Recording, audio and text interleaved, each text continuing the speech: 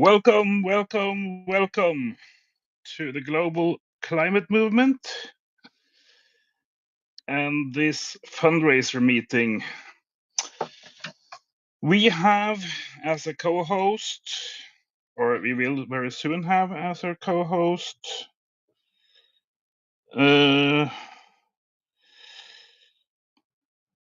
Amos Kepler, who is the first leader of West Norway Green Party back in the 1980s.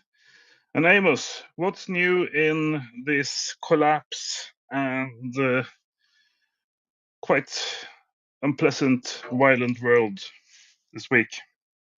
Well, I think we should shift our focus slightly tonight, just for the heck of it, and focus on the only possible solution, if people want it. They probably don't want it, but we should do it anyway. We haven't. We have usually pointed at the problems. The vast problems.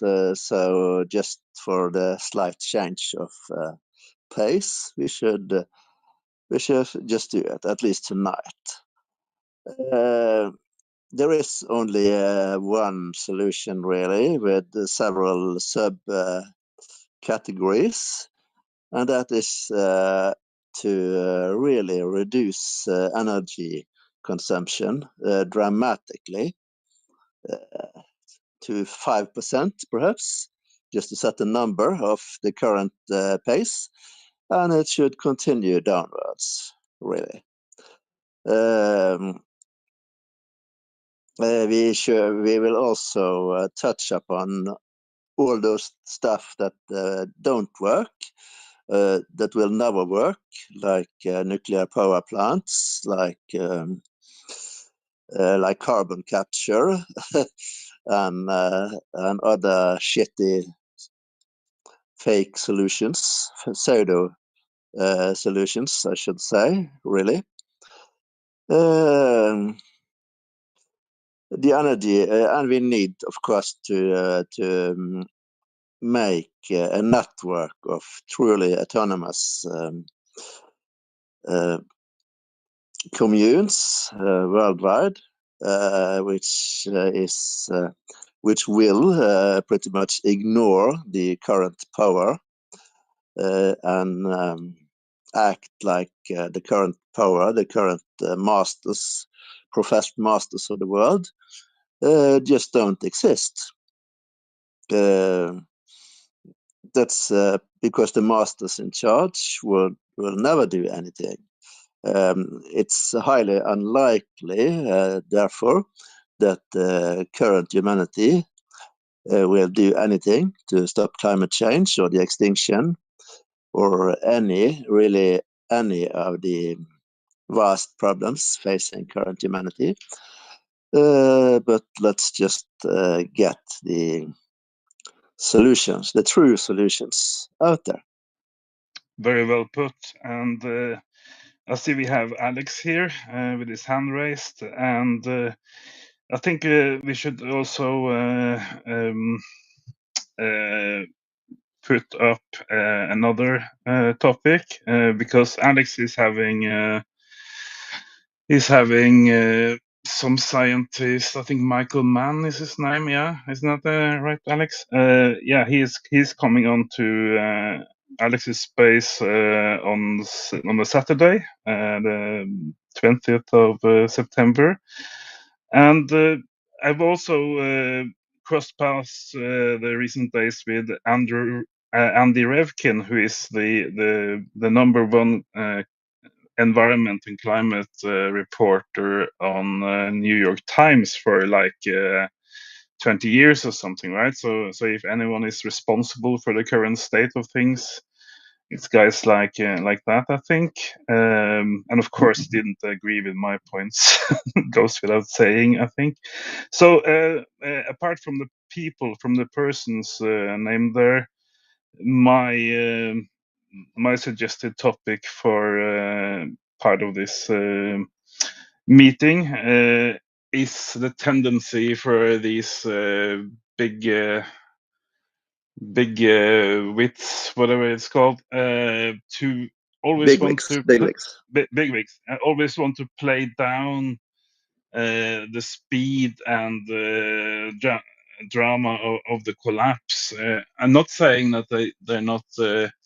I'm not saying that they're not exaggerating enough. That's not my point at all. I'm saying you have the state of things and how fast they're moving, and they want to tone that down. And they also, especially Revkin, they have a kind of bright idea, quote unquote, that oh no, we should never scare anyone with what the planet is doing. We should never scare them about how fast the ice is collapsing, because wouldn't you know, the only topic in the world which isn't galvanized by fear happens to be climate change, right? So if Russia can be fear mongered against, right, to mobilize hundreds of billions of dollars from the West, and hundreds of billions of I almost said Deutschmark, but the euros from Germany alone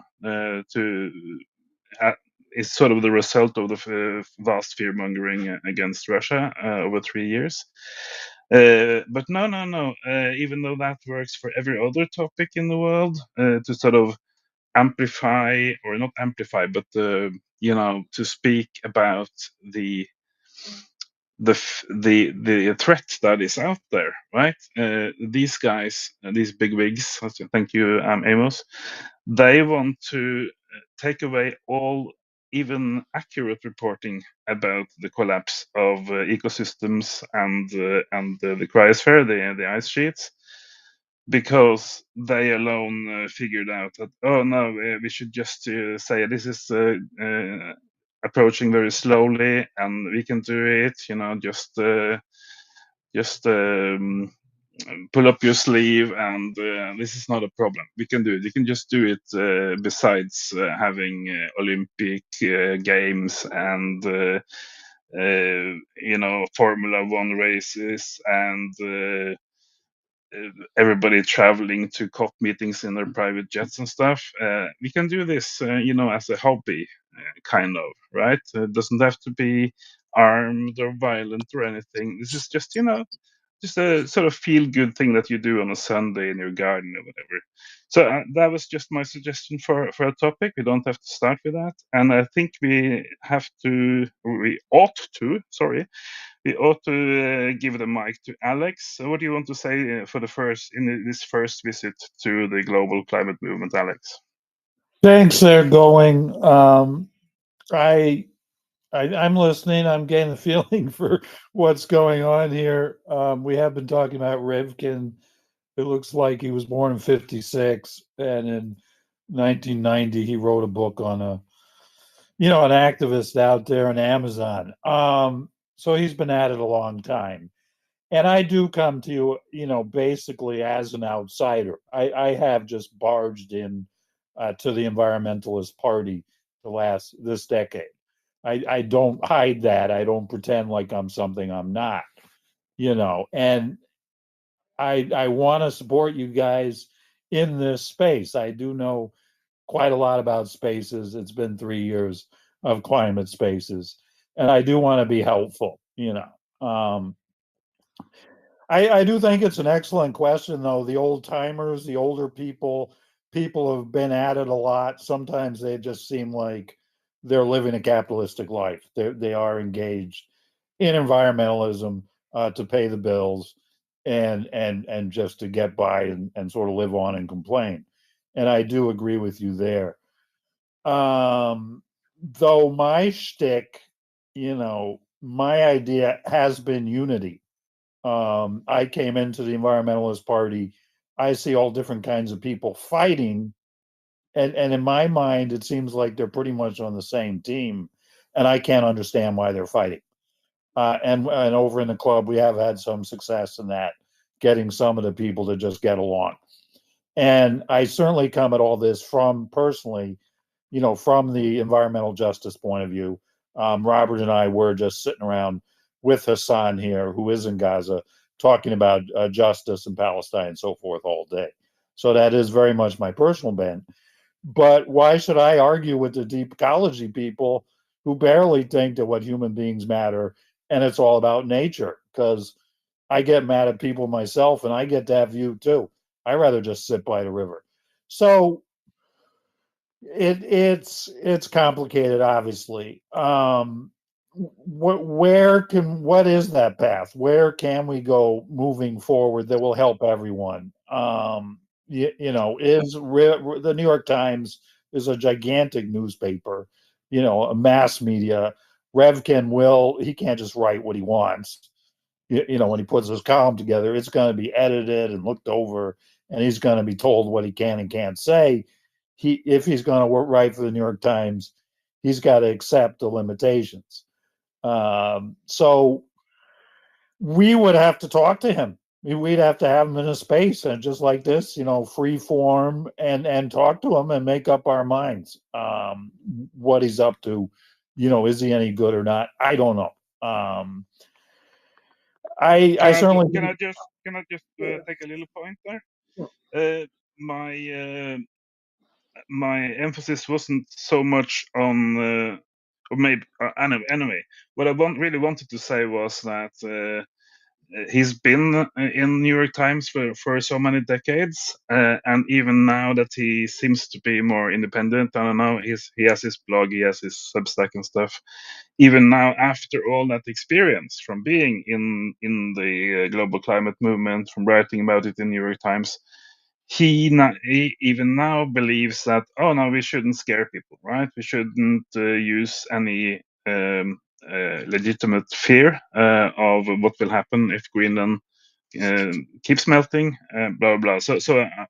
yeah. I think I believe he did what he thought was the right thing while he was there in the NYT, but I think he ought to be wiser at this point. But I think he's kind of allied with your guy, with Michael Mann. People call Alex the Mann Whisperer, which is very funny. Yeah. I think you've wanted to talk about fear for a little bit, and I am good at scaring people into climate shock, into eco anxiety. It's kind of one of my tricks of people who are not in the climate world at all. They listen to me, they doubt and are skeptical of what I say, and they go check it out, and pretty soon they're terrified. So it's not like I'm a foreigner to fear. I don't know the precise thing that Revkin's saying we shouldn't scare people, and though I am trying to find it, I I think that the emergency and the crisis, we have to use everything. I say that repeatedly when people get finicky and only want to use certain methods. If you think it's a crisis or an emergency, we've got to use everything we can, but we also have to use all the people we can. If Revkin is useful, we've got to use him. At least he's not an outright denier. A lot of times, the older people are stuck in ruts. I talk, I look at my analytics here, and it's people Gen X that are my biggest crowd, and I am speaking to Gen X and younger. We can make signs all together, spend a few hours, make some signs, and then go down to the town square and demonstrate for a couple hours. It was one of Sandy's guests, a wonderful older woman that she was talking to. And I got this notion of activism 2.0. While we're talking here, we can also send messages to 100 people all around the world and do 65 things at once in the digital. Or we could make some signs, like it's the 1960s, and go downtown and have a protest. Well, So speaking of 2.0, Alex, yeah, my good friend Kevin Hester in New Zealand, who is a known climate pundit, he calls denialism 2.0 is people who deliberately play down the speed and the volume of collapse or melting or ecosystem destruction. So that kind of applies to your guy and to Revkin when they want to sort of silence the people who keep tracking the ice collapse. My guy, Mann, is a physicist at heart. He's a scientist. Revkin is a journalist, so they're two different professions. And I wanted to be a physicist when I was a kid, so I'm quite sympathetic to the view of physics.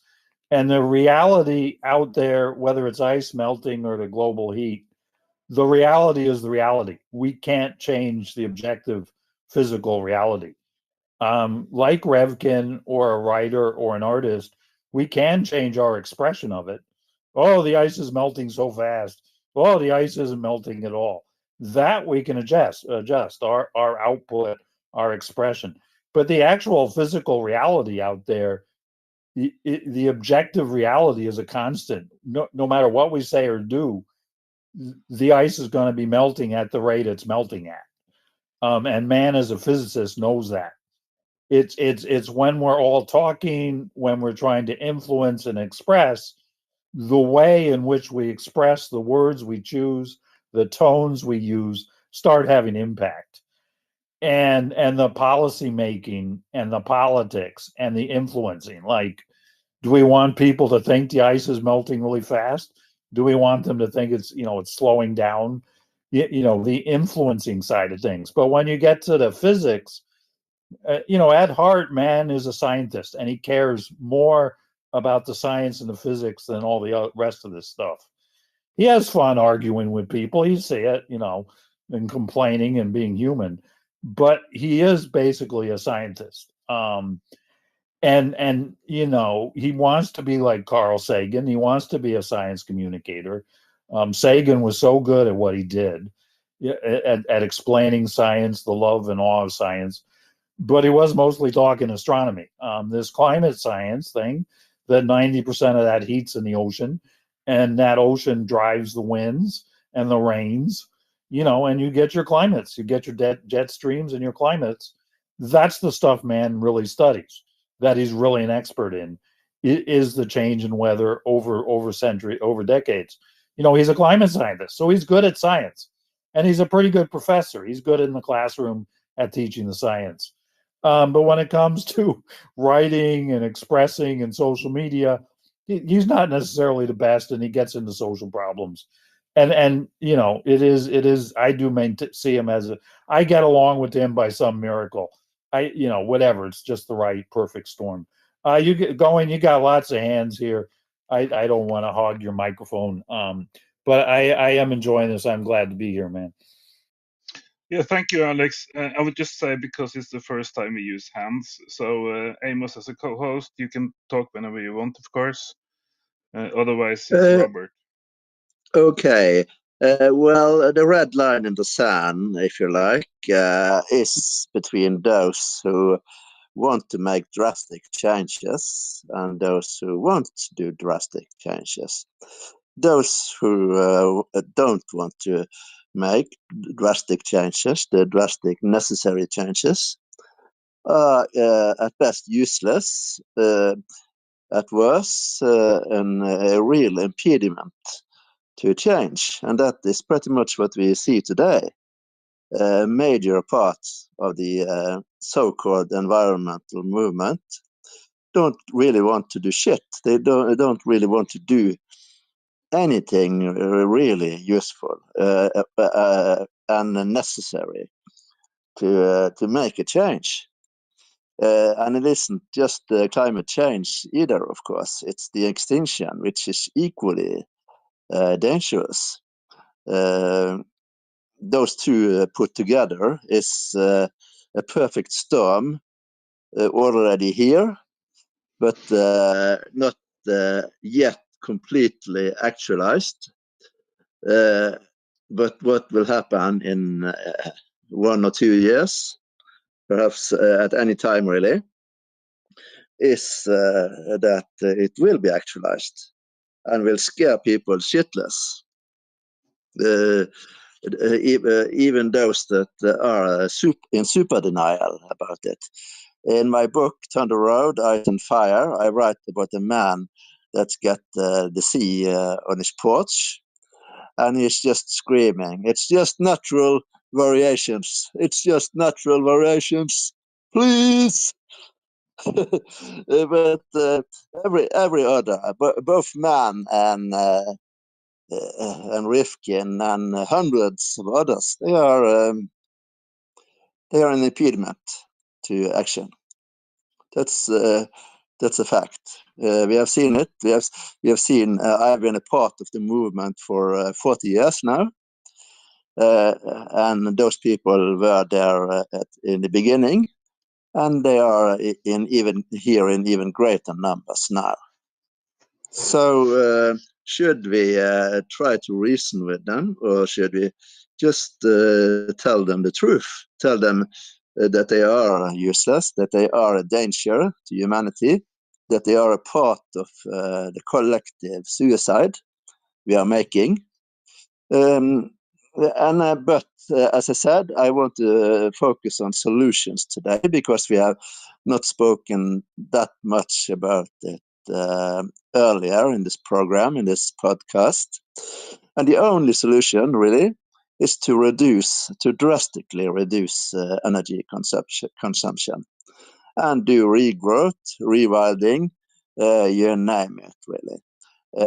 Scale down, scale back human society in all matters, in every single matter.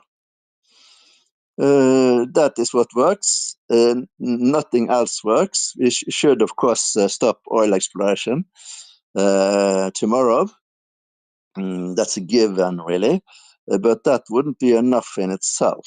What we need to stop more than anything is the giant pressure human society makes on nature. We are destroying the very foundation for our own survival. That is where we should have our focus. And yes, we should scare people shitless because there is every reason to be. Thank you. Let's see, Robert, do you still want to speak because you had your hand up earlier? I did, going south, yeah. I will be brief because I got to put some charge in the phone. But what I will say is this: Amos's point's right on cue. And indeed, your own going south. I will say that I make no bones about the fact that my determined collective efforts on this X platform, with my climate and environmental, indeed everything to do with the planet's extremities in their entirety, if you will, we do need to fundamentally tell it continually like it is, because there is no room for maneuvering levels of what I call cotton wool softening of the real truth and realities of the situation when you have 8+ billion people on this planet that are going to have their life support systems and their entire daily ways of life and existences removed and annihilated from country to country, indeed from extremity to extremity, from infrastructure to infrastructure that continues to be peeled away like cans of sardines. There is no room for softened blows or sweet whisperings of nothings within this situation. We are in the most direst crisis that humanity has ever had to endure in its existence. We have a global moral and ethical duty on this planet to tell it like it is. And if that means that 8+ billion people are scared shitless, then I'm afraid to say that is absolutely nothing vocally on how scared shitless they will be once every single community on Earth is either in flames or underwater, or indeed non-functioning because their infrastructures have indeed died the proverbial deaths of the events that will continue to play out on this planet. There is every reason on Earth every day to tell it like it is with dexterity, seriousness, determination, and indeed power of vocal intent like never before in history. We indeed must do nothing less than continue to push the boundaries of vocal ability, of telling this crisis for what it truly is. Nothing less is good enough. And I will say that I continue to push every boundary in existence with telling the global public exactly what is facing them and what will continue to face them. Because these so-called softening blows have absolutely nothing to do with dedicated activism in its entirety that now needs to have every pocket and extremity of the human mindset in its entirety in our billions filled with the understanding of the events that we continue to have playing out on a collective level on a day-by-day basis on this planet. Nothing less must now be pushed, because anything less is weak drivel, if I can put it like that. And we need to be able to be all singing from the same hymn sheet of intensity, forethought, and absolutely dedicated commitment if we are to truly get the message across to 8+ billion people of what is engulfing them as I say these words in this room, by the second, by the hour, by the day, by the month, and by the year. Remember, we're not at 2C yet. And every single event that you continue to see in extreme weather events is continuing to engulf infrastructure after infrastructure. 2C by 2030, 2035, by 2064, 4C, and beyond.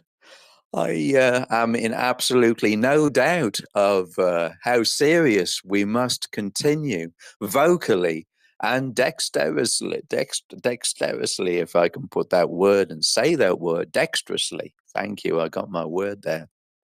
That we need to be able to push this level of intensity, indeed, onto a global public audience, day in, day out. There is no room for softened words. There is no room for telling it anything less than the clear, cold, hard reality of the situation that we face. We have, as I said, a global duty now to even intensify the boundaries of vocal communication that we thought was possible everywhere, from spaces to indeed on this X platform in its entirety. We must push with a new level of mental consciousness in order to get this message across, because it is not just a message. We are actually deliverers of intent of what is actually happening across this planet vocally.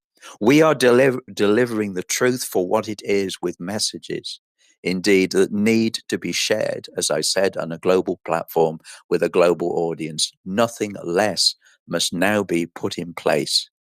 I'll leave it at there now, going south, because I've got to put some charge in my battery, brother. But thanks for the microphone. And in Amos, thank you again, brother. Thank you. Thank you, Thank you. Robert. It's wonderful to have you as a visitor on this space, and maybe someday you can join as a co-host as well. You know, if Amos is out in the woods or whatever. I would like that, brother. Thank you. Yeah, I would like to join you as co-host going south. That would be very nice, brother. I thank you for the invitation. Fantastic. Fantastic. Doctor Important something. I can't see your full name. You want to speak? Yeah, absolutely. Thank you so much for this is a fantastic space. And I'm just listening to, excuse me, a couple of interesting points that were mentioned here, specifically by Alex and Robert. Very interesting points indeed. Like, I'll tell you this from two different perspectives. So the first perspective is, yes, absolutely. Every single human being on the planet is pro-environmentalism, like deep down. Like everyone wants the environment to be clean, less recycling, all of that. Absolutely.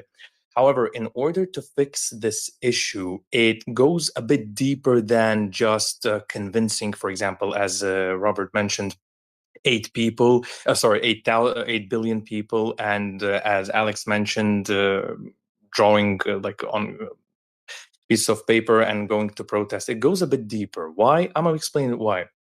So the just to give you an idea, the solutions that are offered here specifically, it's basically like going to a tree that is already dry and expecting fruits to come up from it, not realizing that we have to remove the tree completely and start again and growing another tree. What do I mean here is, back in the day, being a politician in general, or throughout entire history, being a politician meant something. It meant that you had to put your own skin in the game, meaning when you declare war, you are going to that war, meaning you as a politician will have a risk, you will die. Or, for example, every single decision that they were doing, it had some effect on the populace, and their skin was on the line, whether it was their head or whatever. So back in the day, it was completely big responsibility for politicians to do the changes that they needed to do. However, nowadays, unfortunately, becoming a politician has become basically an elite 9 to 5 job. You get to this position, you earn the pay, you become a celebrity by default, whether you like it or not. It's not like a politician is going to be like, oh, I want to get paid millions by corruption, but I don't want to be shown on the TV. No, absolutely not. So people nowadays become politicians just as a 9 to 5, instead of actually putting in their skin in the game and actually doing the changes that are necessary. Meaning, no matter how many protests, unfortunately enough, no matter how much convincing can be done for people to do the right thing, if the politician is in that position in general, for the sake of because he got lucky. Oh my God, this is a fantastic 9 to 5 job that I'm going to earn the money, but I don't care about people because I care about filling my own pockets. That means even if all the 8 billion people are going to protest that this is the things that need to be done for the environment, the politician is not really going to care about it, no matter the amount of convincing the populace, because they don't feel that much threatened, because they, like I mentioned, because back in the day, there used to be some skin in the game. Nowadays, everything is done by papers, pens, rules, and regulations. Oh, I don't like that person, put him in jail, do this, do that. And so convincing nowadays, basically changing something in the environment nowadays, unfortunately, has become like watering a dry tree. The tree needs to be gone and something else planted in its place. Is it possible? Nowadays, I can't say yes for certain, because considering the world how it is nowadays. But yeah, this is the point that I wanted to mention. But I totally agree that we need to change the environment, absolutely. But the change begins not by watering the dry tree. The tree needs to be gone, and there needs to be a new one in its place in order for us to see the fruitfulness from it. So yeah, that's actually my point. Thank you. That's a very good point, and thank you for speaking here for the first time. Absolutely, thank you. I guess Alex is next in line. Thank you, Going. I've been doing climate spaces for 3 years and heard it all. And I see climate spaces as a solution. This format, the live conversation, a global cafe style live conversation, meeting people, social networking, and branching out. You know all about us, what we do. You're part of it, and we have reached the whole world already, at least the whole environmental world. So where people like Revkin and Mann, we actually have to be respectful of them. I can't just come up here and start insulting them, because they're part of our community. Whether they're ineffectual, effectual, good, bad, evil, ugly, they are actually part of our social community now, where I can't just go around insulting, Kevin Anderson or anyone. I literally have to be nice to everybody. I liked what Amos was saying. We definitely have to drastically reduce energy consumption, and among the 20% wealthiest in the world, mind you, and that's 22,000 American dollars per year. The bottom 80% poorest really don't have to reduce energy consumption, because they're basically not using any energy anyway. It does intersect with that wealth inequality crisis. I think when we look for solutions, in our work, we have perpetually found that we have the science, we have the technology to solve the climate crisis, to solve the environmental poly crisis. Time and time and time again, we find the problems are social. They are roadblocks, whether it's telling politicians, telling businessmen, or telling the general public. There are roadblocks in those departments. It is social, it is communication and expression. So again, not throwing the baby out with the bathwater. I don't think either Mann or Revkin, and we can pick on so many others. We just happen to be picking on those two for now. They're not perfect. They have their uses, right? Revkin is a journalist. He writes in English. He can write you a pretty good article. He can be functional, and he has been at it for a long time. So it is in being inclusive where we find answers. If we start getting exclusive and saying, when I do my spaces, when we do our club, we try to be as inclusive as we can. We find people who are good climate people that we are unable to work with because of social kinds of things and chemistry. But inclusivity is a huge answer to all this, including people, putting them to work for the climate movement, telling them they can help in the climate movement. Michael Mann is someone I've chatted with for years. I've spoken to him in spaces. He has called me a close friend, and a friend's a friend, Robert's definitely my friend, and Sandy's my friend, and so is T and Adam. As a matter of fact, everybody here. I just met Dr. Important, but it's in drastic is the word. I do agree that drastic is the word. And every day that goes on here where nothing much happens, it's getting more drastic. There's no question.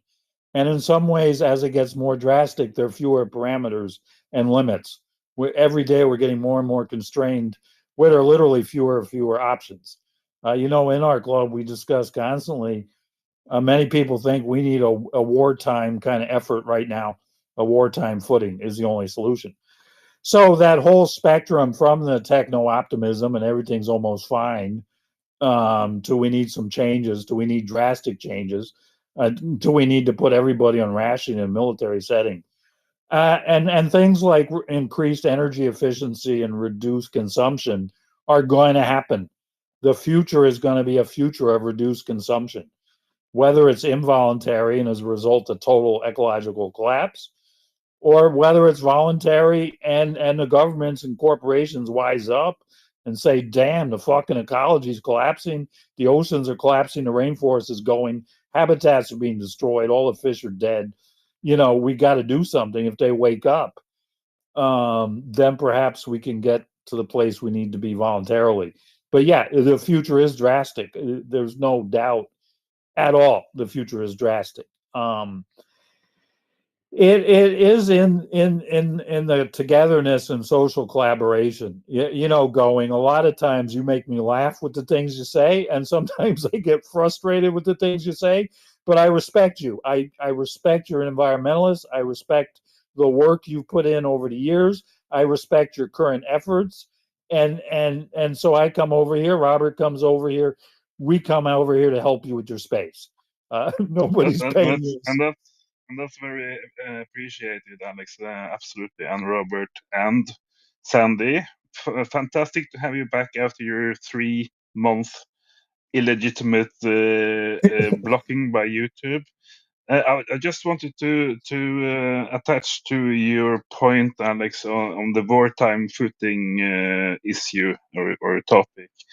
And don't think everybody knows, but this podcast is called Extinctionati, and we started under the great quote unquote Lord Yu 3-4 years ago, and we were named collectively after as a pun to Extinction Rebellion, right? And Roger Hallam, the founder of XR, he talked about needing a wartime footing and mentality and stuff. And I think he compared the challenge regarding climate and ecology. He compared that to 10 times worse than the threat of Hitler and Mussolini, right? So that's kind of, or World War II or whatever. So that's kind of where he put it. But one of the many things that we criticized XR and Hallam for was the notion that, okay, so 10 times bigger than World War II, but we can't even bring a slingshot. We can't throw stones. What is this war you're talking about? If we can't even bring a handgun or whatever, it's like the talking out of. It's like our Native American friends say, right? They have a cleft tongue or a split tongue. So they're talking out of one side of the mouth, saying that this is a 10 times World War II situation, and out the other side of the mouth is like, don't bring a slingshot because that's violence. Can't do that. So, any thoughts on that, anyone? Yes, it is what it is. Just like the melting ice, the ice up there in the Arctic, the Antarctic ice, the glaciers of the world, the ice is melting, and there's an objective truth. There's an objective amount that's melting. When we get to the social political changes we need, whether it needs to be wartime footing or not, it is what it is. It is what it is today. We do the work today.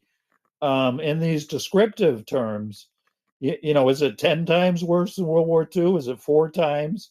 Is it 22 times? I think it's far worse, of course. it's Sorry. far worse. Yeah. Perpetually, if you listen to me, I tell everyone I'm an alcoholic. I haven't had a drink in 18 years. I'm doing one day at a time for my own sanity and my health. I do one day at a time. So I really don't care what the hell's going to happen in 2050, because if I start thinking about it, I'll just drink vodka. I've got to do for my own health 18 years without a drink. I've got to do one day at a time. I'm stuck in that rut. And so I do today. What can we do today? If it's 45 times worse than World War II, if it's 3 times worse than World War II, I'm still going to do the same thing today. And I don't understand why other people don't see this when they start arguing about 2035 and how bad it's going to be. It's absolutely meaningless. Can we bring a baseball bat at least? Yeah. Baseball bats is a fine start, really. No, we need to. We are humanity as a species today, right? Yeah. We are committing collective suicide, and we are a part of that. Every single human being are a part of that. We can blame the people on top, the biggest consumers, the biggest energy consumers and stuff. But that wouldn't be enough, really. Yeah.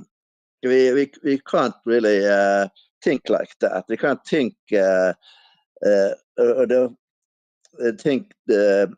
with the 20th century, the 21st century narrow perception of reality, because that's such a narrow band of thought that it's, again, useless for solving anything, really. It's all the people, the masters of the world, they are our enemies, our mortal enemies. And everyone, every single establishment stug are our mortal enemies. When big, wealthy executives of various companies speak on climate movement, climate meetings, that's a big part of the problems. They shouldn't be given attendance at all. They should be kicked out, kicked in the teeth, and you name it, really. It's such big issue, big problem of complacency We Yeah, believe we can continue. We believe we can continue like we are, but we can absolutely not continue. We need to break. There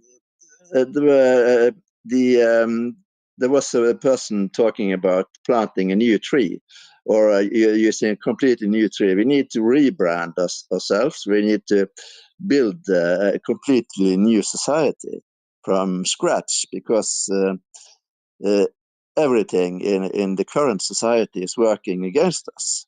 Is supporting the collective suicide, right? Yeah. So it's downright dangerous, further lethal dangerous, really mortal. We live in mortal danger, and the current society is an integrated part of that. So we can't rely on the current establishment to do anything, and they never will. Absolutely. They never will do anything to. As it stands, as stated, humanity as a species are committing collective suicide, and it's 100% certain that the current humanity as a species will do shit again to stop the extinction, to stop the collective suicide. Absolutely.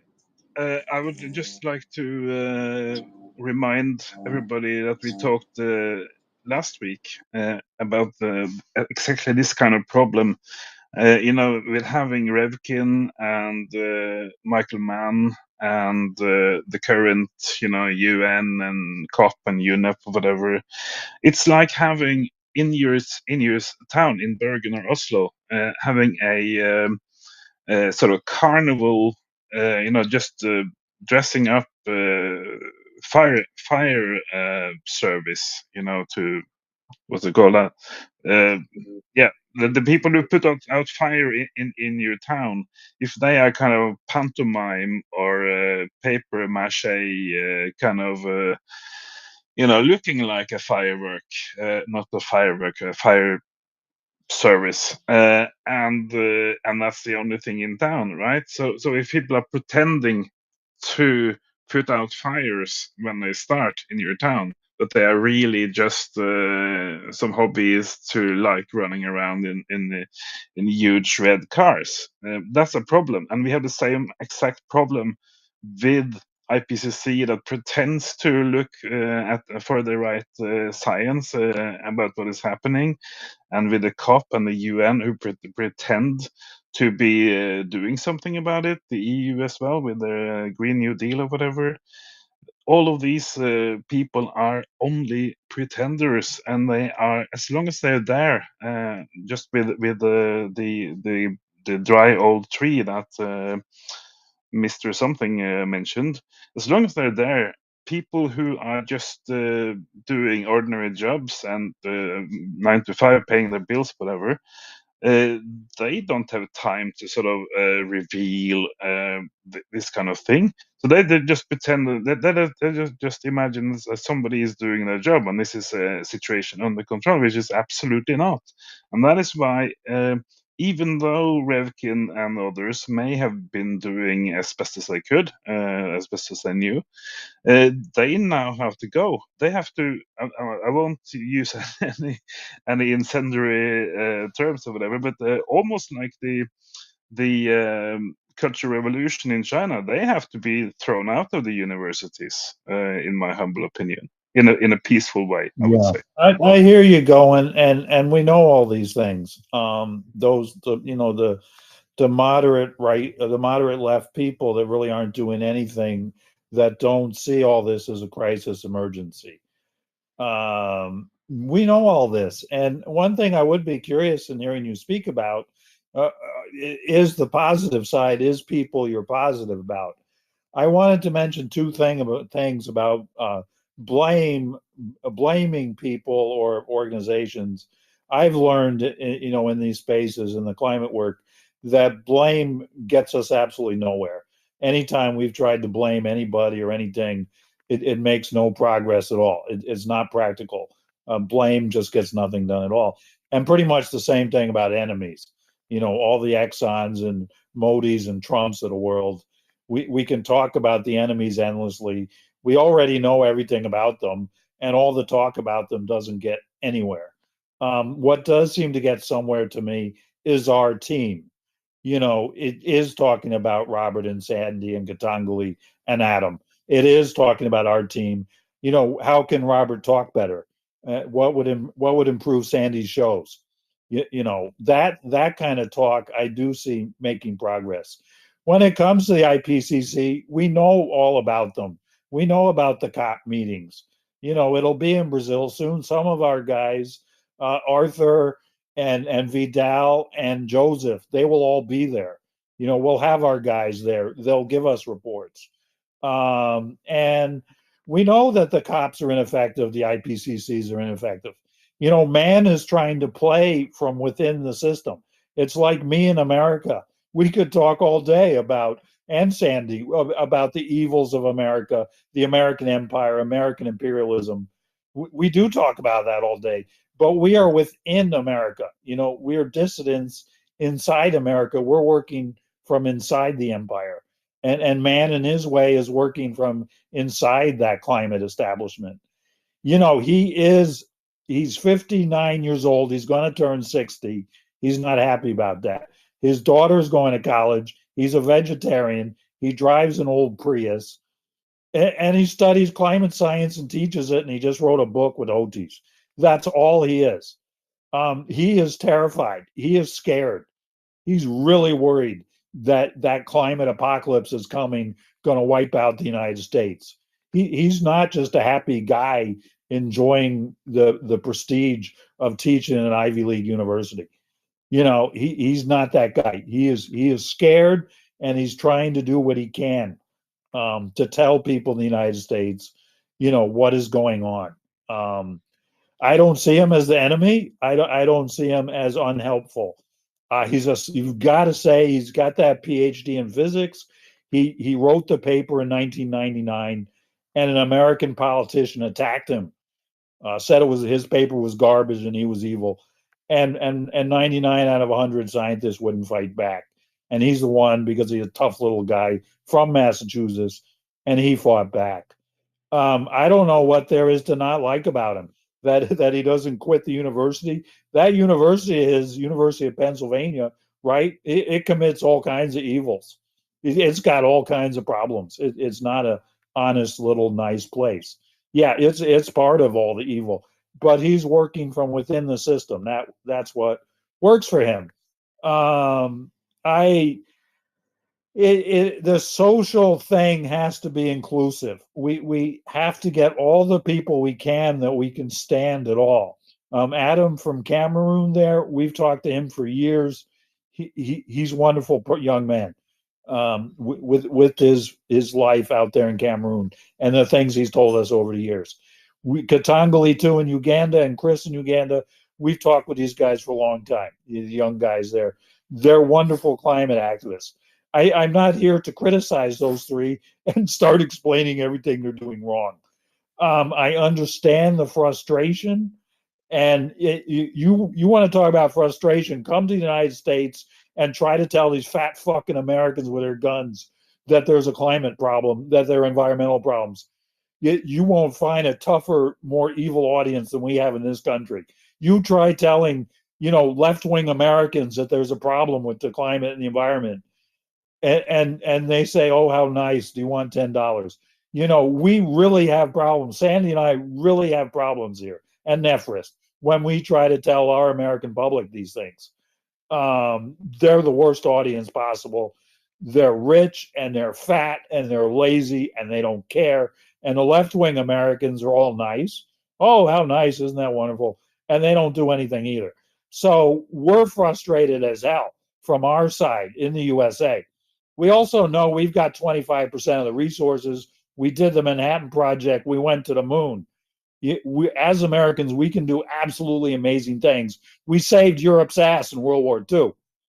So when we get our minds together and do something, we can do amazing things like fix the climate. If you want to pick a nation that actually could fix the climate, which nation would you pick? I would think the USA is right up close to the top because we're insane. It's obvious we're insane, and we can put that insanity to good use. So it's tough to start criticizing people like Revkin. He hasn't burned up the world. He's sitting up in Maine. He sits there in his cottage in Maine, in the woods, being all peaceful, doing his bluegrass, writing his little essays. He might not be what 2045 is looking for, but he's fairly positive. I'd have to talk to him. I'd have to like this. I'd have to talk to him face to face. And if I decided he was a total loser face to face, I would say so. I wouldn't just prop him up because of who he is. I want to talk to him in person and see how he reacts as a person, the way we talk to Robert or Sandy or Chris here. We need to put an army together going. We need a big army of people. We need tens of millions. I think it's 80 million people we need, that 3% or something. We've got to put that army together. And we can't be throwing out prospective people. We need these guys, Chris Gatangli and Nefris. We need all these people to put that army together to get that climate message out there and climate action out there. So we do have to be careful when we toss people out. I am up on the soapbox. I do apologize. I'm going to talk for about or be here for about 45 more minutes, and then I do have to just shut down for the evening. So I can get. Don't apologize, Alex. It's all very interesting, and this Yes. is exactly the thing that we need to do, and not sort of deplatform each other and that kind of bullshit, but get it out in the open and explain why we need to throw not for Mann to quit his university, but be thrown out because we, as Amos says, we need a completely new version of civilization if we're going to handle these things. Absolutely, and I would like to see Mann quit the university and tell them to all go to hell. And you can bet he thinks that most of the day, but he's sticking with the university. So I think Robert knows all this stuff, and we'll carry the conversation on. I think Robert wants to speak. Grab the mic, Robert. Yeah, thanks, Going South. There's some great points as always there from you, Alex. The heart of the situation has needed to be discussed, has never been so paramount, has needed to be vocal in these room spaces, I find. Yes, we need an army. And we need an army of collective individuals, human beings like you, me, and indeed everyone that, excuse me, that now must, if I can put this, have an enlightenment of mindset like never before. Because enlightened mindsets mean inevitable ability to be able to comprehend on a higher plane of the events now encompassing and encroaching every single individual person on this earth. Geographically, we have a mass challenge. Geographically, with a geographical context, every single country now has individuals of every skin color, every tribe, every creed, every place. And indeed, we all have our unique ways of being and living on this earth.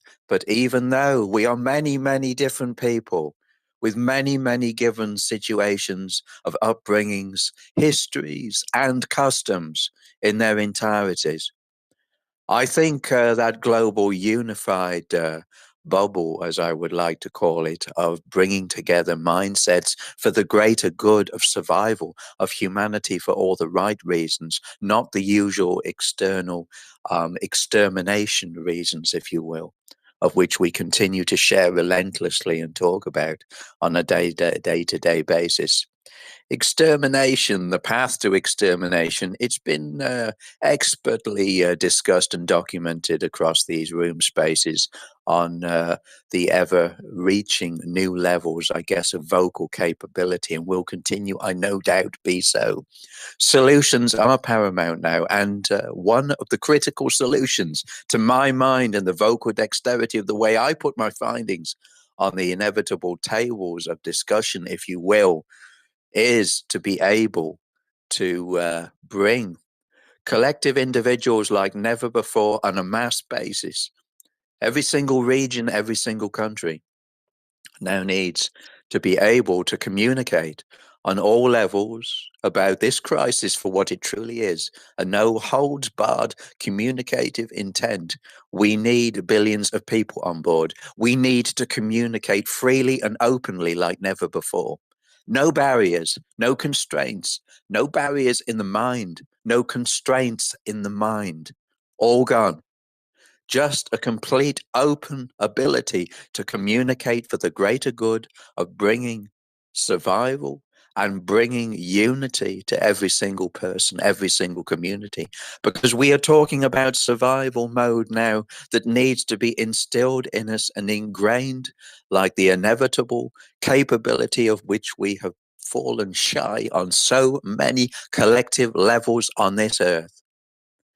We need to be able to reach and strive forward, but we need to have room spaces like this that continue to tell it like it is, but bringing new faces constantly with meeting new people while still bringing that ability to actually connect from person to person to person to person incessantly in ways that even ourselves did not realize we were vocally able to do. Connection issues here are key from person to person, from human being to human being, because that hand of what I call unconditional and unified liberty of conversation within us collectively as individual people can achieve so much. Indeed, blame is completely out. It always was, in my opinion. We know the usual intent, destructive capability platforms of those within the extraction industry, inside out and back to front. We know full well their capabilities, and that goes for media and all political and governmental platforms that exist on this planet in their entirety now. We know their intent, we know their ideologies, we know their ideals, we know their platforms, we know their failed policies in their entirety. It is why those avenues are the usual stale avenues that bring no collective ability to move forward at all. No ability to be able to bring solutions to the table because there never was the slightest grain of having any solutions of any paramount level from those ways of seeing things. We know the devils in the room. We know the dangers of those that continue to perpetrate an extinction ticket for 8+ billion people. We know those ideals and ideologies only too well. Unity now will be feathered indeed of communicative intent from person to person. And the more millions and billions of people we can reach with our voices of telling it exactly like it is, crystal clear, with integrity, with strength, with determination, with the facts for what they truly are. No lies, no misinformation, no propaganda, no disinformation, no shying away from indeed the realities as we see and face now as individual people from our individual communities. We need to be able to have that connection ticket of passage of communication. That is vital. We talk about this at length within these room spaces. How do we talk better? How do we indeed vocally engage from person to person better? Because how to do that starts with engaging in a conversation that is filled with truth and honesty in its entirety, engaging with a conversation that actually brings the understanding of what is happening around us within our environments, indeed with our climate, and indeed with every single system that continues to try to crush and destroy us on this planet as we live on it now. Engaging in the right conversations is vital, but we need to get the numbers up. We need to continue to redefine, as I've said so many times before, vocally now. And redefining our ability to communicate means being able to bring more people in the rooms and more people out of the rooms that want to listen to what we have to say.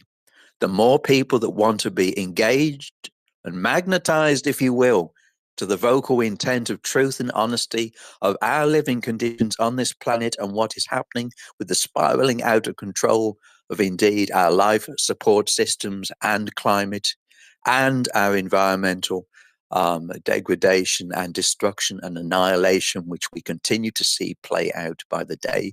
We have to actually be dynamic enough to get the message across to new faces and new people. And we need millions upon billions to be able to do that successfully. It's all in the art of the conversation, my friends. It always was and it always will be. The more you can actually discuss this in a dynamic and indeed way that grabs people's attention, and I do mean grabs their attention, mesmerizes, if you will, in terms of being able to get that message across with power. Because I'm afraid to say the message is so lukewarm and so diluted by so many, even in the climate movement. I'm sorry to have to say that the message is so weak that is it any wonder that it is not getting across, indeed, with that dynamicism and power of which it truly needs to get across. Power and the ability to be able to engage in a vocal dexterity that is powerful enough to reshape minds and get them to sit up and take notice is paramount to my mind. And that ability to be able to communicate with, as I say, the power of the voice vocally and the power of the mind and the power of telling it like it is for the greater good are some of the key objectives here in bringing millions and billions of people on board to have that so-called army of which we have just touched on and talked about. Because to engage in getting that army there in the first place requires these qualities that I've just outlined. We cannot do it unless we are able to reshape our performance as individual human beings on how we tell this like it is. An emergency needs to be shared with all the intent and indeed all the mass spectacle, if you will, for the right reasons in order to get that message across. You cannot share an emergency to a global platform audience of 8+ billion people with a lackluster and weak sounding communicative intent. Won't happen. You have to get an emergency across in what it truly is. If you've got the power to get that emergency across because you understand how and where and when to be able to put those critical messages out there, you gain a mass public audience. And that is what we are looking for here. We need a mass public audience and platform to make that true difference now. Let's not kid ourselves any different. We need to be able to have this strength in numbers, but we need to gain that strength in numbers by having this mass amount of indeed gaining people's ability to sit up and take notice. Because if we do not gain that, we do not gain the advantages enough in order to turn things around in the ways that now need to be monumentally put in place. We are talking about huge movements here, huge dexterity and huge changing of mindsets in order to engage in what now needs to be fully put there in order to gain that public intent of interest. You cannot get that interest motivated like never before, as I've said, if you have the most lackluster of communicative efforts. For now, brother, going south, I will leave it at that because I've got to put some more charge on my phone. But I thank you for the microphone again, going south. It's appreciated, brother. And Amos, thank you. Thank you. Getting the message out there are increasingly important, of course. Yeah. But the other side of it is to just change society, the inhuman society, from the ground up. Really, start with the network of truly autonomous communes. They were a great idea in Paris in 1848, and they are an even greater idea now. So we need to start changing society as well, while we are putting the message out there in stronger ways than ever before. If we don't do both, and if we don't do several stuff simultaneously, really, we will never succeed because, as I pointed out many times, those in charge and their stooges, their supporters, the establishment supporters, will never do anything. They are quite pleased with how society is working today. It's working for them and hardly for anyone else. So you change society from the ground up.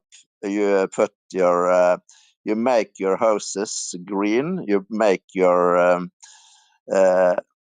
communes covered in plants, and will make yourself and your community, your neighborhood,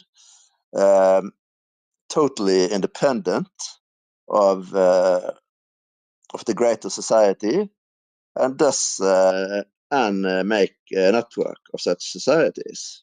As I said, there is nothing of true value in the current society, so you need to make a new one from the ground up, really.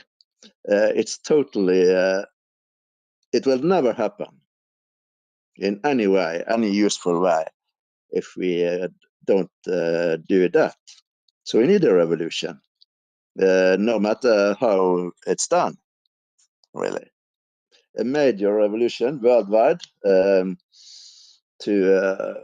break the stranglehold of the masters, the current masters, the destroyers. The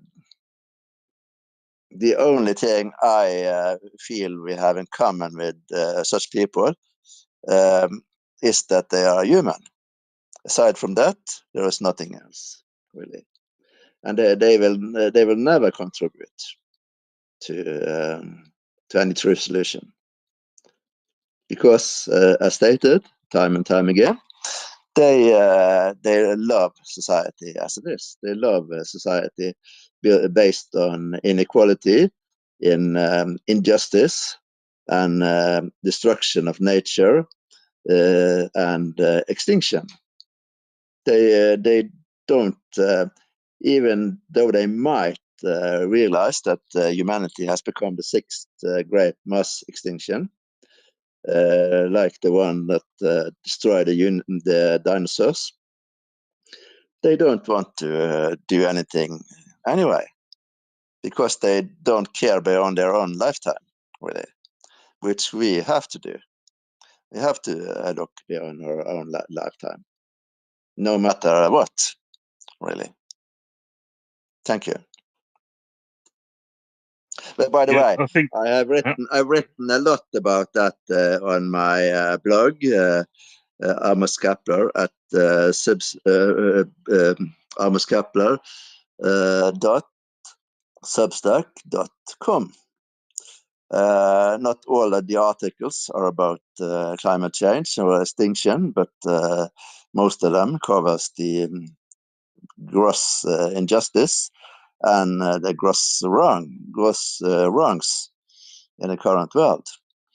So you can read a lot about that in peace and quiet, and not really, and expand upon what we are saying. It's really expanding upon what we are saying here, really, and my novels too, by the way. That's the truth, really. I've always written about my activism, my radical, my life, my adult life of radical activism. I've been a climate activist and social activist, really, for 40 years. So all of that is documented, both on the blog and on my novels. And they are important. They are useful because they are a roadmap of how it should be done. Particularly a book called Phoenix Green Earth, and Dreams Belong to the Night is quite great in that respect as well. My life and my art, if you like, is the same, pretty much the same. Thank you. Yes, thank you, Amos. I'm not sure because there's been such a rush of speakers today.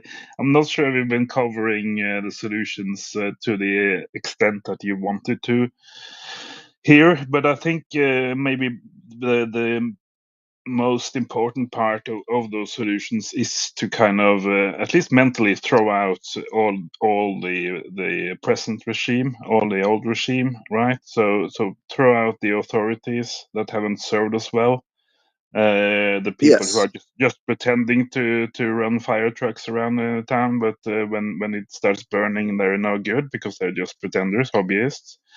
And I think the point made by Doctor whatever his name was who spoke, I'm really bad with names. The point he made was that today's 2020s politicians, right, in every country, they're just kind of hobbyists. They don't have special knowledge in even when they are minister for energy or minister for climate and environment, whatever. You see them changing chairs all the time. They change the departments and stuff. And now I'm gonna be a minister for education instead. It's crazy because they can. There's no way they can be qualified for such a complicated job, and then just suddenly change to the opposite part of societal tasks. So they're not, they don't have their heart in it. They don't have skin in the game, and in many cases they take a minister or department post only to let their spouse invest in companies that benefit from from the rules, the rules they are making. So the entire system is so corrupt. We could have 10 spaces in a row of 2 hours each, just covering corruption and regulatory capture and that kind of stuff. But now I think we need to give the talking stick back to Alex. Oh, thank you. There, going. I like listening to Amos because I don't know him so well. A new, to my ears, a new voice. It's refreshing. I've chatted with Robert and Sandy all day. I've heard Katangli speak so well so many times. It's nice to hear Amos. And like Amos, I've been in the game for 40 years too, doing the anti-apartheid work. Apartheid in South Africa in 1985. I got my start, and the establishment itself. We have no high hopes for the establishment's going to do anything. I mean, the billionaires and the governments, they're not about to jump and fix the climate tomorrow. There's no question. And the corruption's rampaging. I think though that I certainly know, I suspect Amos is from the fringes, like I am, like Robert is, like Going is, like Sandy is. We're not from mainstream. You haven't heard of us before. We've met on social media. We're smart, kind people, and here we are. But our power is actually growing. Our movement here is getting more powerful every day in our unification. Over in that climate crisis club, the people that are there, and Michael Mann is a part of that, and Go Green, and Green as a Mission, and I don't know who, all the people we talk to every day. When Kevin Anderson comes and sits there for hours and listens to our space, these people are all paying attention to us, our clout and our power. Sandy's interviewed everyone over there. But we are becoming a intellectual force. So we're not like alone and naked and scared in the woods. We're actually doing something with these years of good work. That there is the physics, there is the heat every day that carbon dioxide is absorbing, that infrared radiation from the sun up there that the carbon dioxide is absorbing every day. That's physics. That's real. It doesn't matter what I say or a celebrity or the establishment, that heat is being kept in the system every day. There's that little zone. Water vapor, of course, is a major greenhouse gas, but there's a little zone where water doesn't capture the IR, but carbon dioxide does, and that's the problem area. A good 75% of the greenhouse gases, And that's physics. That's real. This Earth is heating up every day. If we talk, if we don't talk, whatever the billionaires do, the Earth is heating up every day. And 90% of that heat goes in the ocean. And that's that. That ocean is half our, 70% of the Earth's surface. That heat's in the ocean. That's melting the ice. That's changing the jet stream. That's changing our weather patterns. That's making Arizona over 100 degrees for an extra 30 days every year. That's creating all these, droughts and wildfires. There's a direct correlation. So that's physics. It doesn't matter what we say or what the establishment doesn't do. These things are happening out there. It's a hell of a lot warmer where I am. The leaves haven't turned here like they would have in the 70s, and winter comes 4 weeks later. So the physics is real out there. No matter what we say or what the establishment doesn't do, these things are happening. The fish are dying. The rainforest is less today than it was yesterday, and these things are happening. We know this stuff.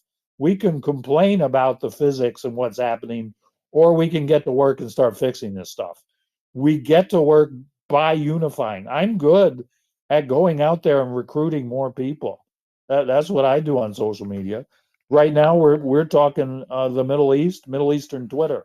I love going to Mr. Bean spaces in those Middle Eastern spaces and learning how their community is and finding people like Morningstar on the Maldives that we're so impressed with. She's cleaning up the beaches over there. She's putting up new coral reefs over there. She's an environmentalist. She's one of us. So it is in the positive in what we can do. When it comes to revolution, my great uncle tried to kill the king of Greece and was exiled for life. And I am descended from American revolutionaries, people that set up this country, 7 generations ago. They were my ancestors right here. I am descended from revolutionaries. I am a revolutionary. I am part of a global revolutionary network. But we still think the Gandhi, Martin Luther King method right now. We don't have to go and shoot people and burn it all down and kill 7 billion people to get right now where we need to be. We think there are still options here that where maybe not so many people will have to die to get to that just solar punk future. We have the social media. Our parents and grandparents and great grandparents didn't have it. Alaikum salam, Abu. We can get to where we need to be. I say that in terms of the climate crisis based on climate science. The biodiversity crisis, I don't know. To me, that's the worst one. To me, that's the one that can crash every damn thing. All the fish dead, all the trees dead. That could wreck our food source, and we would see those 7 billion dead people pretty quick. That could happen. But to do the work we can today, if it's writing, if it's talking, if it's protesting, if it's getting into politics, if it's teaching in the university, if it's Sandy doing her show, Robert giving his speeches, Katangli planting his trees. I think right now in 2020, alaikum salam, my friend. Yes. Dear Gaza. Going, I don't know how you want to cope with Gaza. Help me. We No are, English. yeah. No speak English. Gaza, Well, help me. We want to help Gaza. We really do. And going, what are your thoughts on conflict and climate? I mean, it is real. Perhaps not the subject of the space today. Solutions is certainly includes. No, it's fine. It's fine to talk about Gaza, but as Abu said, he can't speak English, and and we can't speak his language. So that's sort of the problem here, because we need to, we need to keep it in English and be able to hear what you're saying. We can't, otherwise we'll fly blind. So you're welcome to speak up about Gaza, but please use English, okay? Yeah, I've got more words. I've done the climate space for 3 years. Jennifer, Jennifer, she's done her German climate space for more than 3 years, and Robert's now done his space for 6 months. And Sandy, of course, we know she does her show on YouTube. This climate media, the independent small climate media, I think is a major solution. If you keep doing your Wednesday space or climate spaces, if other people do climate spaces, and we continue, with the YouTube live streams that people do, I think this is a major answer, because corporate media is not doing it. On American television, there is no climate TV. On CNN or MSNBC, it doesn't exist. Nowhere is there any climate TV. It's a climate crisis, and the major corporations don't have half an hour of climate TV at 1 a.m. They're not covering it. We don't need to get into the reasons of why they're not covering it. They're not doing their job. So we have to do it. I do my space on Saturday. You're doing yours now. Robert does his, Sandy. And I'm just so 100% behind anybody who does any kind of climate live media right now. Even if I don't really even agree with what they're saying, I don't even care if what they're saying is nonsense or all wrong or whatever. I don't care what they say really at this point, anything. And going, I'm fascinated. You know me, I'm fascinated with deep green ecology, and you know how I say when I'm sick of people, I really do like it. I like that zone a lot. Indigenous, deep green, the oceans, the rivers, the skies. And Lawsu himself did one day call me. Part of my problem with him was because one day he called me indigenous. He said I was an indigenous Greek, and so I dropped some of my Anglo politeness. I'm like, okay, if you think I'm indigenous, I'm indigenous. And so when he started pulling out the indigenous card all the time, it's like, brother, not only am I indigenous, but I'm 10 years older than you. Show some respect here. One indigenous person to another. Okay, So, Alex, we don't have to carry the grudges over here. I would just like to say, yeah. Amos, because this is the first night we use hands, so I would just suggest that you can do some training and dealing with the hands and being sort of the leader for the rest of this space, if you want. Right on, going. Thank you. Can you repeat that, please? I didn't quite Sorry, get it. no, just because this is the first night we have hands, we use hands in the speaking thing. And I kind of envision that we will be using that going forward, because this space is sort of growing. So I just would suggest that you take over the leader of the meeting role for the rest of this space, just for a training exercise. And I think Robert is the only one now, so Yes, okay, that's okay. I just want to say something first. We should stop, as I pointed out before, we shouldn't just cover climate change, because the extinction, which isn't, it is related, of course, but it isn't exactly the same. Those two issues are so related that we should use both simultaneously. It's the pressure on nature which is the main problem, really. Even if we, as I keep pointing out, if we had solved climate change tomorrow, we would still have massive problems on our hands. It wouldn't, if we had solved climate change, to put it bluntly, we wouldn't have solved anything, because the main issue is really human relation or lack of relation on nature. Our relation to nature is completely lacking in today's inhuman society. So that's a true problem, or the true problem we have to solve, the true meaning of what we are doing.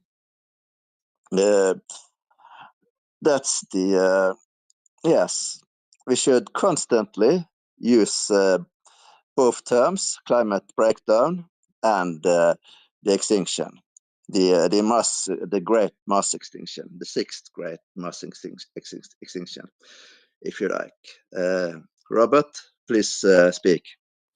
Yeah, indeed, very wise words there, Amos. Thank you for the microphone, brother. Indeed, as we continue this conversation, it has been an all-encompassing one so far that I've greatly enjoyed. I like to get my teeth into actually the dexterities of what need to be said. Sixth mass extinction, or great sixth mass extinction. If you will, it's something that is already mentioned on my bio page of intent for what I feel about the situation. And indeed it is, and it continues to play out, this sixth mass extinction by the day.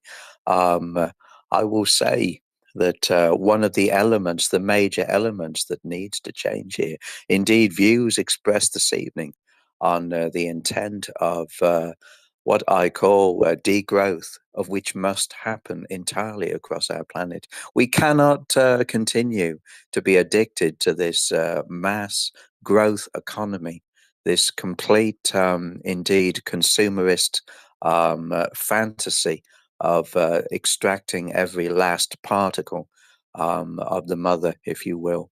I always refer to the planet as the mother, indeed, I know from my indigenous friends' teachings. But this consumerist economy that is driving us and continues to drive us to the brink of having absolutely nothing by the day must be reined in by the neck, if I can put it like that. Because unless we rein it in by the neck, unless we consume less, unless we get a definitive handle on complete reduction of emissions, the complete reduction of plastic waste on this earth, we are continuing to annihilate ourselves with the greatest capacity by the second.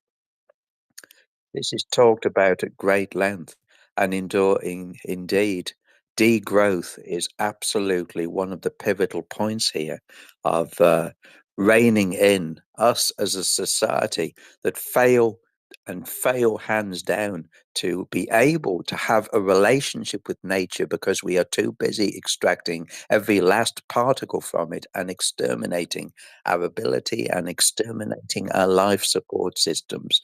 The more we consume, the more we take from nature, the more we leave nature ravaged and indeed barren and desolate in its entirety. We need to be able to fundamentally, mentally, with 8+ billion people, no tall order, I grant you, but it does have to be put into effect. And that mindset clarity needs to be reverberated in room spaces like this. Nature is on a precipice indeed, and is quaking in her boots, if we will, if I can liken it to that. Nature indeed has had enough of human species annihilation practices of overconsumption in the most grotesque and disgusting ways. We cannot continue to keep removing every last tree on our landscapes. We cannot continue to keep removing forest after forest on our landscapes just so we can have an incessant overconsumption of timber, overconsumption of indeed material products of which the human species is only too ready to be engulfed by in this fantasy boom or bust economic annihilation utopia, if you will. We need to be able to get a grip on consumption now and levels of consumption like never before in human history. It is a moral and ethical duty in every single context to get a grip on consumption levels. We are blindly walking this plank and precipice, indeed, of extinction by the day, while we continue to take and plunder and remove and indeed to over manufacture and over produce in our entireties. We have companies dedicated to overproduction, dedicated to annihilation, indeed, of everything that resembles having a blooming and facilitated nature platform in its entirety. It must be reined in, and it must be reined in like never before.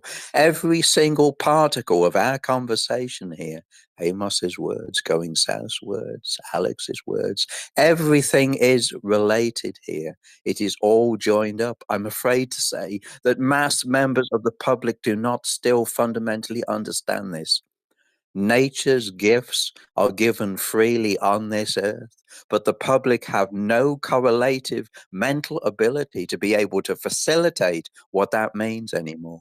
Even if they did have an ability at some point, it has been eroded by the colonialist and capitalist boom or bust indoctrinated mindset that continues to be so prevalent in so many people on this earth. If we want to be able to safeguard nature in her entirety, we must fundamentally, as has been mentioned by Amos and Going South, and I make no bounds about this because I have touched on this many times in the course of my work on this X platform, we now need to be able to remove this cancer, I call it, of overconsumption in its entirety. We need to be able to, what has been said here, and I've said this before as well, a ground up, indeed, complete rebirth of our societies in their entirety. I've touched at this at length. Our societies now need to be repurposed and reformed to be fit for human ability to be able to live and conduct ourselves as a human species on them. Every single particle of our existence within every single system that you know and live and have to endure and suffer on this earth must be changed. Every system, every particle of those systems must be changed, because unless they are changed in their entirety, absolutely everything, we cannot get to the situation of where we now need to be. It is as clear and as concise as that. Entire systems, but I will share this, that the public, I'm afraid to say, do not realize that every particle of every system that they are continuing to live in, they do not realize because they are distracted to death.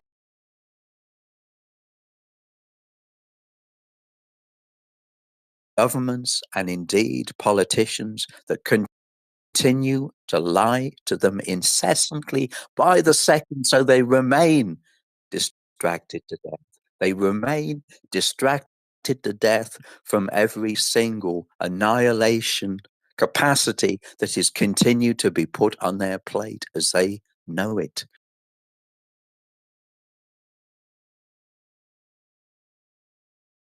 And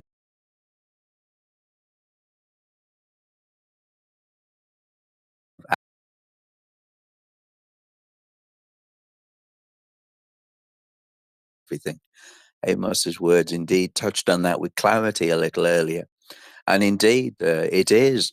We need to have repurposed societies to be fit for purpose, for human beings to once again have any semblance, all cards in the pack, if you will, of having the ability to gain a semblance of stability and indeed Mother Nature's stability for generations to come. Because if we do not heed every single warning that has been ability within our societies to conduct ourselves, we will unfortunately continue to walk that extinction path of which we are doing by the second now.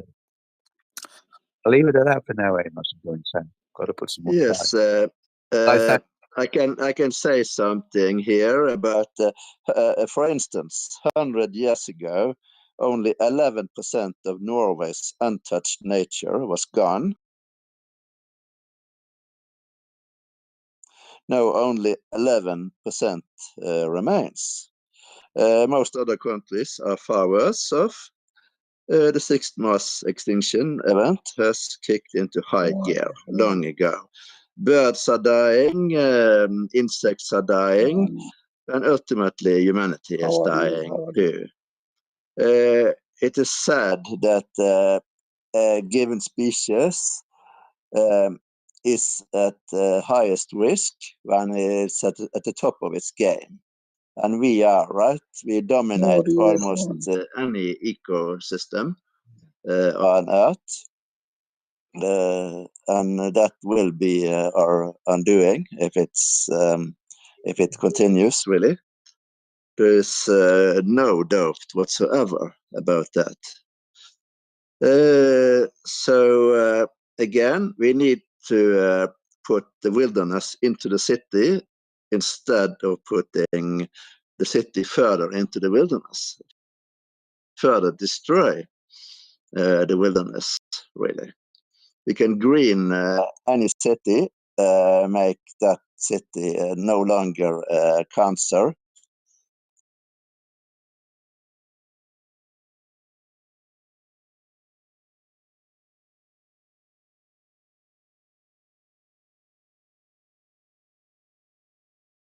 Take a look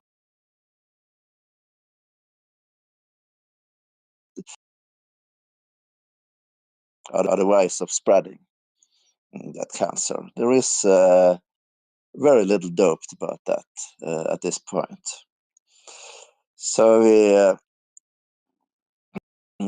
we need to take charge of our situation, really, to put it and throw all the silly suggestions, the silly fake solutions out with the water, with the hot water, with the lukewarm water, really. It's the solutions are never, as stated, managed to do it without changing society in beyond drastic ways, as stated. Growth, rewilding, drastically less energy consumption. We need to put less pressure on nature, much far less pressure on nature. How are you, Juani? Juani, Really? يا إخواني أنا من غازة يا إخوان، أنا من غازة. help me يا إخوان، أرجوكم أرجوكم. أطفالي help me يا إخوان، help me. أنا غازة يا إخوان. Do you know anything about there are places where you can register, where people can donate in safety, really? Do you know about those? That would be great if you register on some of those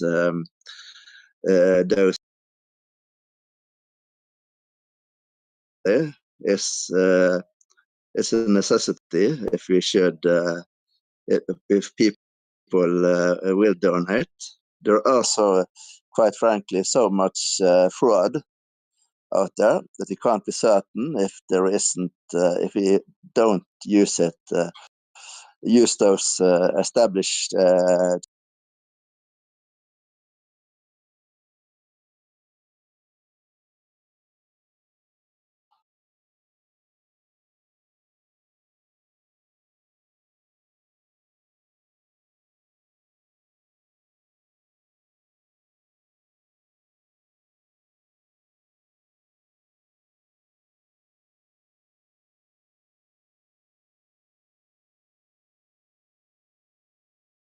really.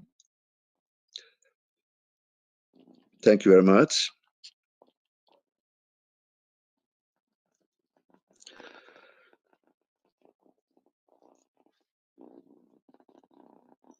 Yes, and you can also read some of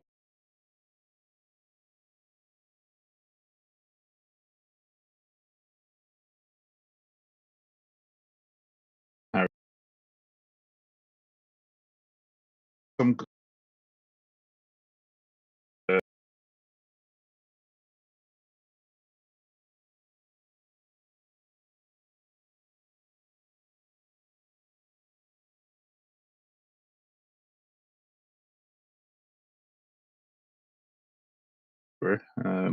because that's not what you want to do. I think Robert Redford, or what's your last name? So I am saddened actually by his death. That's for sure. Yep. And yes, I love many of his movies, not all of them, but he was an environmental.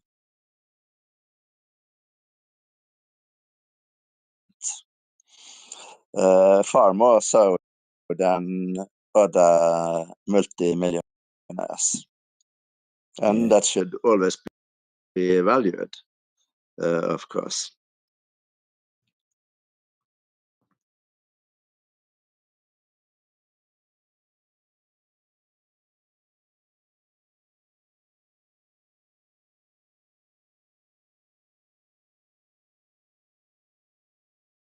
Tonight, but as I said, we can stop 12 minutes before the hour if we don't really have much to say.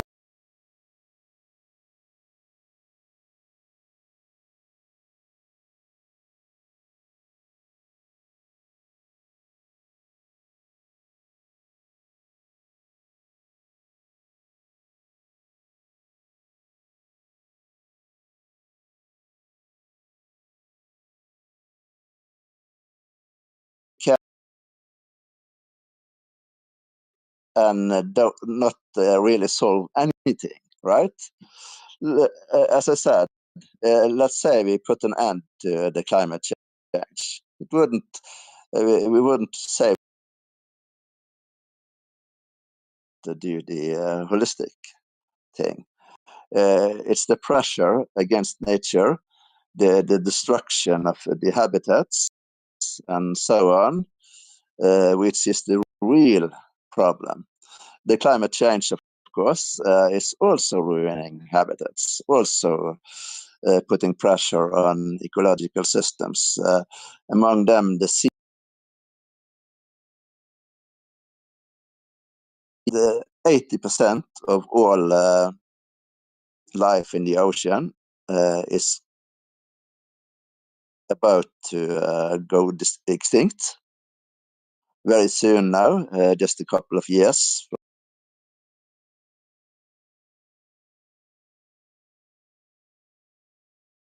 Try to explain everything, not focus on one single part of it, which isn't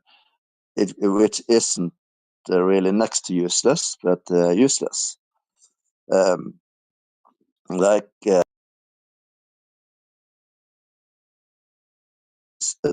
tendency to be slightly ironic, to focus on just one issue, and that is not really very useful, that either. But as I said, I think we are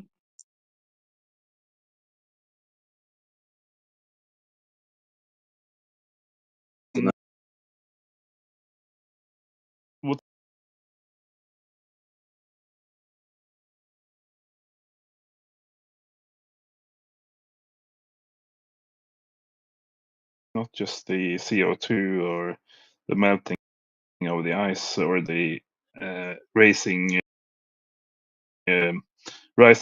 sea levels. It's everything. It's urban sprawl and industrial things and the road building and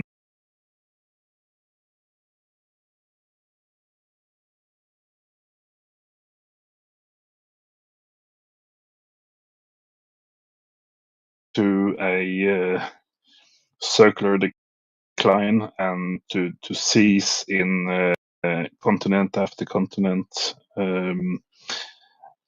giving Mother Earth a chance to bounce back, right? So that's kind of the optimistic. That's why we're really the only really optimistic climate space on X.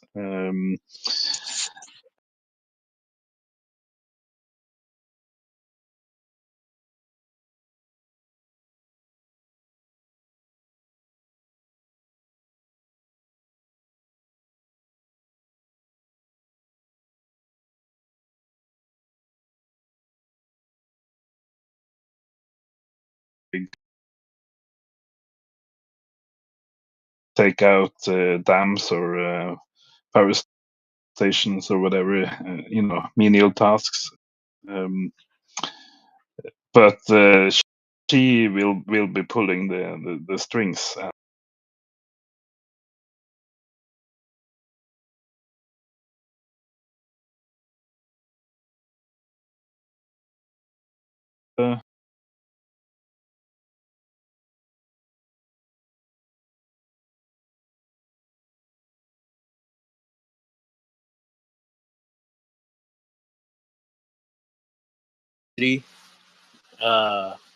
Comment that you made, and I understand from just listening to the end of this that it's a collapse.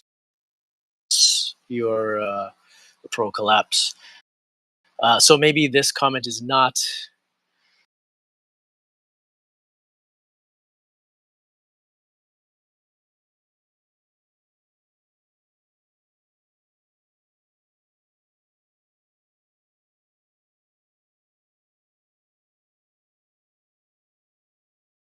BAETA, which is in the CO2.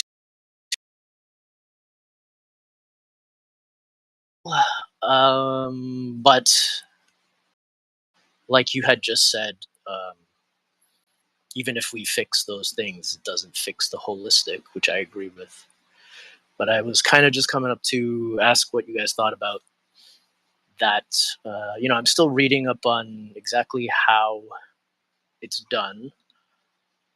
So I'm still trying to understand the chemistry, but it's just kind of some some thoughts. Yeah, thank you, John. It actually reminds me because that was in Denmark, right? And the news the other day was about the old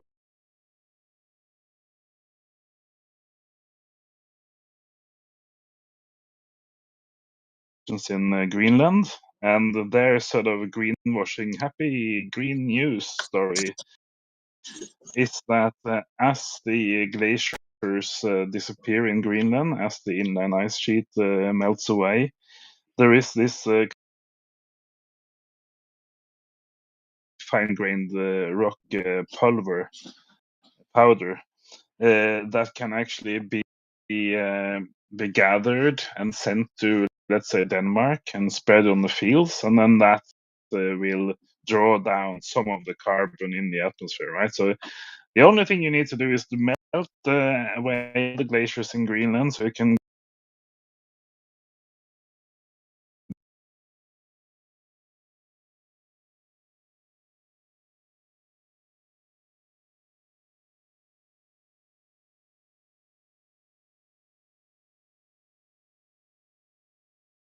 I wouldn't say that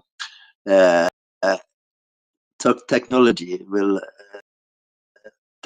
won't play any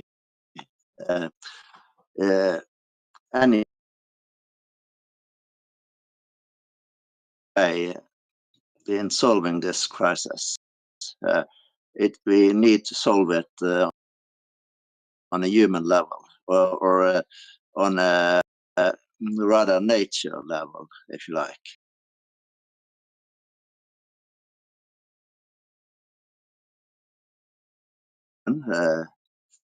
I have read about, including what you mentioned, John.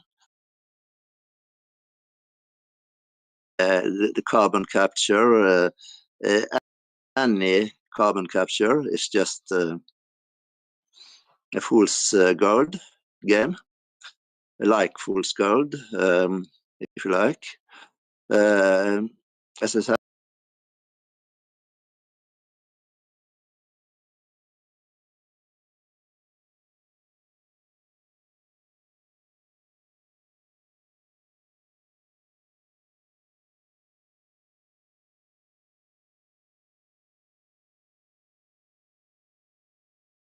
they like we have pointed out many times, really. The thing to do, really, is to stop making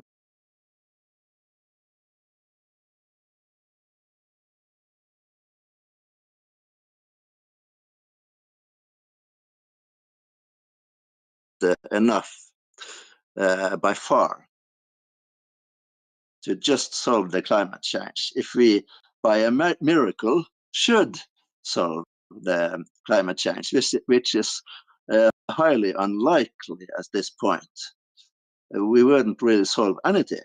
We would just enact on a local level a network of autonomous, truly independent communities, not really obeying the central command anymore, because the central command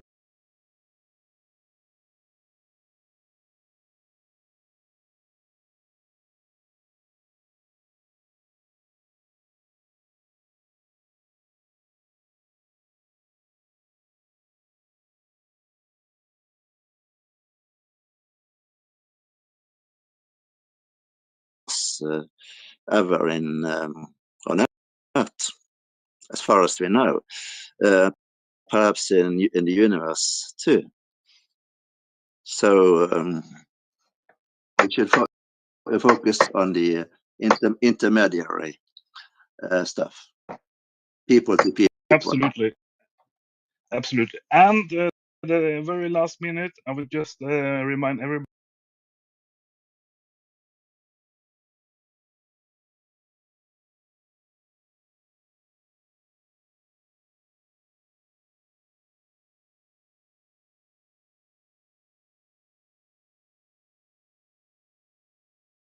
who the P's are, but that's what he's raiding against. And you can just ask me if you don't know how to find it on X, in DMs or whatever. I expect to see Sandy and Robert and Alex and Amos and John and Spencer and Zekieva also over at Alex's space